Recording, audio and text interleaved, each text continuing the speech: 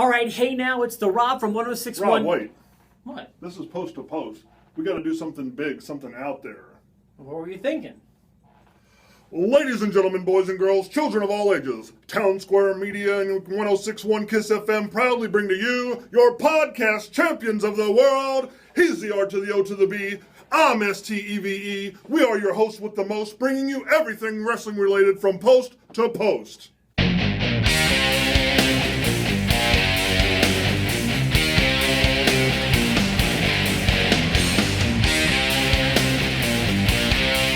Hey, now it's the Rob from 106.1 KISS FM here with my tag team partner in podcasting. Hey guys, it's me, Steve, web contributor to 106.1 evansville.com.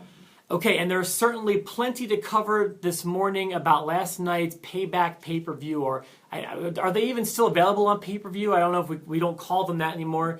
Can you order them on pay-per-view? Do you even know? I know you can't on direct. I think cable installers, I think they still may be available. Some of them. I'm not sure. They say only available on the WWE network, so okay. I don't know what the story is at that. But either way, let's not focus on that. Let's start with this. If I'm not mistaken, I owe this to you. Yes. Correct? This is coming home. The Too Cool Cup of Awesomeness. You beat me in the predictions. Yeah. I want to start, before we get to the pay-per-view, with the pre-show. Okay. Because I hate this thing. The pre-show, I think, is a working against the pay-per-view at this point. Yeah. So here's what's going on here. We have essentially now 4-hour pay-per-views. Yes. Everyone watching the pre-show now, like there was a time when the pre-show had a purpose, when the pre-show was trying to sell the pay-per-view, which was about to start. Yeah. Everyone watching the pre-show now is a network subscriber. You can't watch it any other way. Yeah. So it's no longer serving that purpose. So here's what we need to do. We need to find a way to eliminate the pre-show, or keep it at a half an hour, or keep the matches off of it, or, I mean, like, right, 2 matches on the pre-show is not good to me. No. Their commentary on the show is not good. It's video packages we've seen a million times, with some really inane babbling from the talking heads. I hate the pre-show. Your thoughts? I'm pretty close to where you're at. If you're wanting to sell the pay-per-view or the event or the network, put the pre-show on USA. Put it on cable for people to see and make them want to see it. What I didn't like about last night is the Corbin-Ziggler match was on the pre-show. I was excited for that. Had I not just been tuning in, I would have missed it.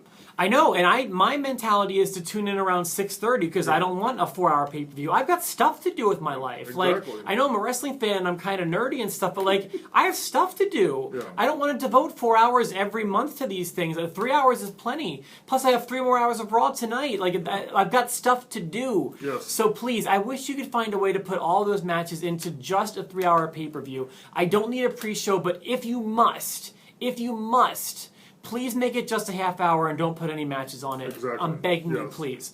That's my first thing. Okay. The next logical place to start. And by the way, we disagreed on Ryback and Kalisto. You cleaned up on that. That was a great match, though, I do want to say. Yeah. I thought that the Ziggler and Corbin was a little disappointing. Oh, I enjoyed it. But I didn't think it was bad, but I just thought it was disappointing. I did really like what was probably Ryback's best match I've ever seen against Kalisto. Yeah. So I just want to throw it out there, and that was the tipping point for you winning the Too Cool Cup of Awesomeness. So you can thank your man Ryback, or your man Kalisto. Yeah. The first logical place to start would be match number 1. Boy, was the pomp and circumstance, and you had New Day eating pizza ringside. Everyone excited for this big match. Going to find out who wins the Boodio tournament. And then one of the most memorable injuries in WWE history happens. Oh, my goodness. First of all, I haven't checked any updates, but it seems to me like he's going to be okay. Yeah. Have you checked any sites today or anything? Everything I've read today just said it's a concussion, and everything else has come back negative. He's been released. Yeah. So I believe, I might be wrong about this, but I believe WWE has a 30-day policy if you have a concussion. I'm not sure if it's for the first one, but they do have one. Okay. Maybe for repeat. This is a poorly offenders. This is a poorly timed injury. I feel like they are on fire. However, I think they're going to be okay, and I'll explain why. Let's just say they have to wait out 30 days. Yeah. When they come back, their pop will be huge. Yes. People will be so excited to see them. Second thing, even if Enzo has to wait a month to wrestle. I feel like he can still be productive and Kaz can be in singles matches and stay relevant. Yes. That's the second thing. The third thing is they might just be able to come back on fire if maybe, since he's a first-time offender for the concussion law, maybe they can just come back and be okay. But what a weird injury, right? Oh, my goodness, yeah. I watched it the first time. I thought it was a work because I did too. I didn't see anything wrong until they showed the replays. You will never see an injury like that again, or I have not seen one before. Who would have ever thought something like that could happen? Yeah. His head bounces off the second rope and then hits the canvas, and then he falls out of the ring. Yeah, and I thought it was a work up until the second time they showed him, and he's like doing that real spastic breathing. I'm like, oh my goodness, my heart dropped. Yeah, it could have been much more serious, but he seems to be in good spirits from the pictures I saw on social media earlier today. That was the buzzworthy moment of the show, I feel like. That's the most talked about moment from last night's show. And what a shame that it happened the way that it did. So they got the Kevin Owens and Sami Zayn's match started a little bit early, so they may have gotten some more time. I thought that match was good, but I loved how Owens stayed out for commentary for the next match, and how the one feud kind of bled into the second feud. See, I didn't like that. Really? Okay, let's talk about it. Go ahead. Okay. I like how he stayed out for commentary. I think the Sami Zayn attack maybe should have happened earlier. I think it took away from the Intercontinental match. I understand why they did it, to further, but you shouldn't further a storyline at a pay-per-view. I just think it took away... Wow, that's a ground rule I can't agree with at all. I just think that they took away from the title picture, or the strength of the title by saying, we're going to add this fight and mess it up. Well, but let's say where they're going with this is, more of a four-person claim for that title. Like I think it interjects more people into the Intercontinental title feud. I thought it was a cool way to do it, personally. I'm sorry you didn't feel that way. No, I actually approve of that. I don't want it to happen all the time where one match bleeds into another, but I think that all four of these paths are going to cross in the long run, and that's kind of the way they wanted to do it. That match also, the Miz and Cesaro match, I'm still into Cesaro right now. I thought they do a great job. That's why I wanted to see the clean finish, is because I wanted to see what they do with Cesaro. Well, if Miz is retaining, you're not going to get a clean finish to begin with. So, do you want Kevin Owens and Sami Zayn interfering, or do you want Maurice interfering? So that's kind of the way I look at it. I actually like that finish, personally. Vince's choice is the next note I want to talk about. And actually, if you forget I'm trying to retire the Shane McMahon WrestleMania angle. Not going to harp on that. I actually kind of approve of this too. I think that giving both of them some control of the show has the potential. I'll say it has Pandora's box potential. All hell could break loose and it could be awful, but there's also potential for some unique storylines here, I feel like. What do you think about Vince's choice? Again, it's one of those things that I felt could have been left off a pay-per-view, but I'm interested to see where it goes.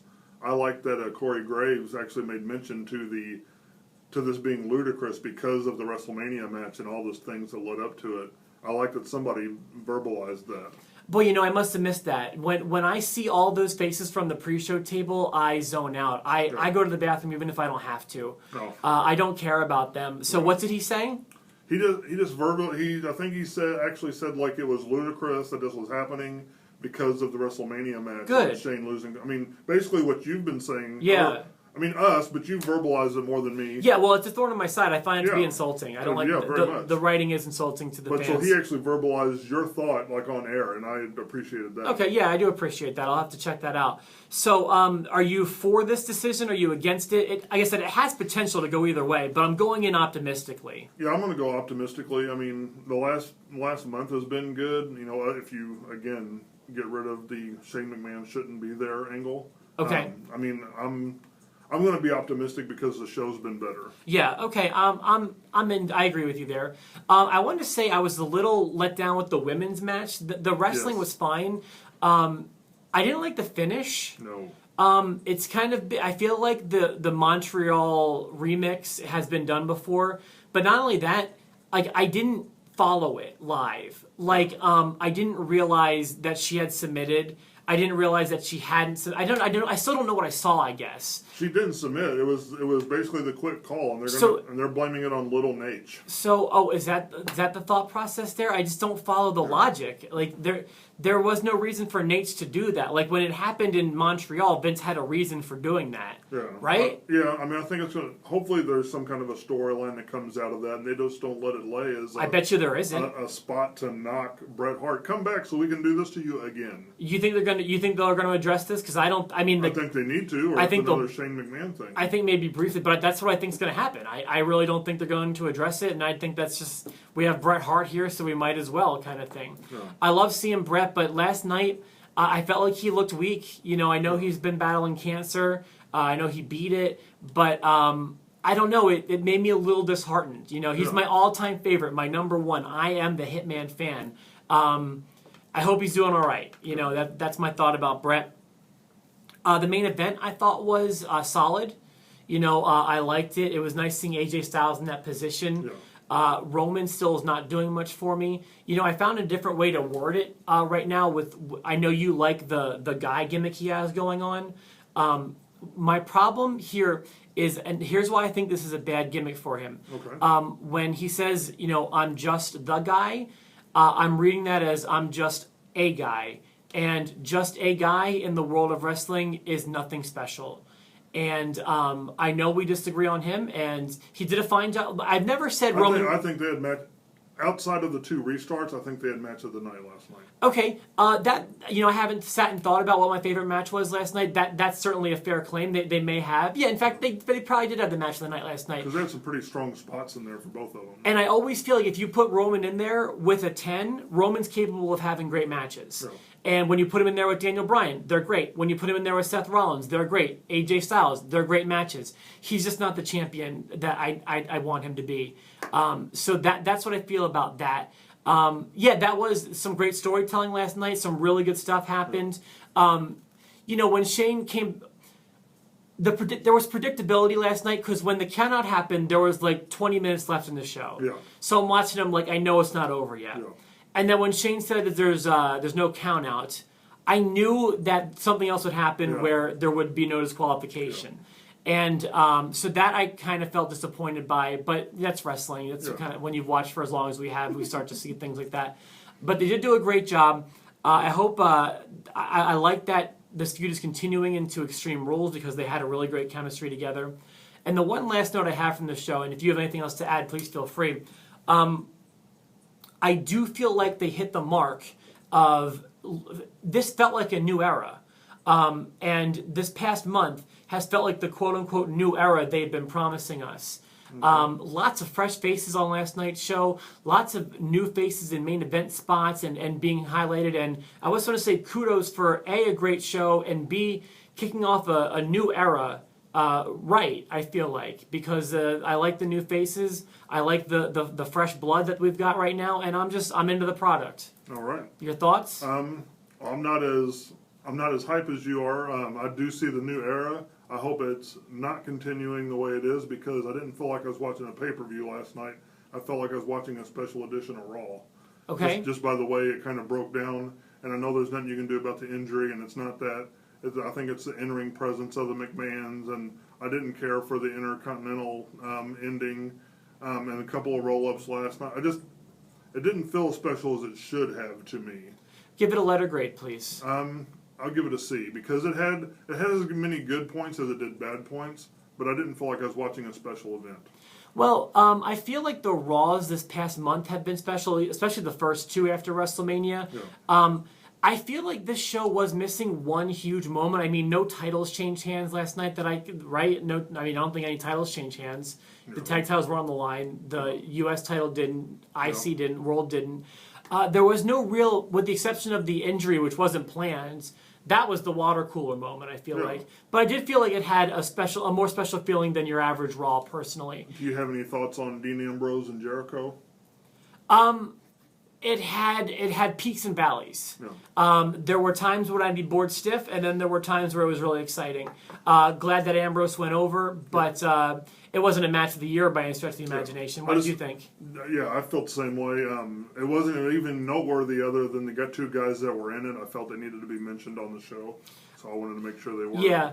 My biggest complaint about the show is the pre-show, Yeah. but I did think it was. I'd give it a B minus personally. I wish it had bigger surprises, and I can't complain about the wrestling. The wrestling was top notch, but I just wish there was more to sink my teeth into as far as something to say, man, you missed this last night. Yes. And outside of an unplanned injury, you didn't have that moment. So, but I thought it was a fine show, a B minus, maybe even a B. Okay. Looking forward to Raw tonight. We'll of course reconvene tomorrow and have another episode for you. For myself, my tag team partner Steve. Now that's cool.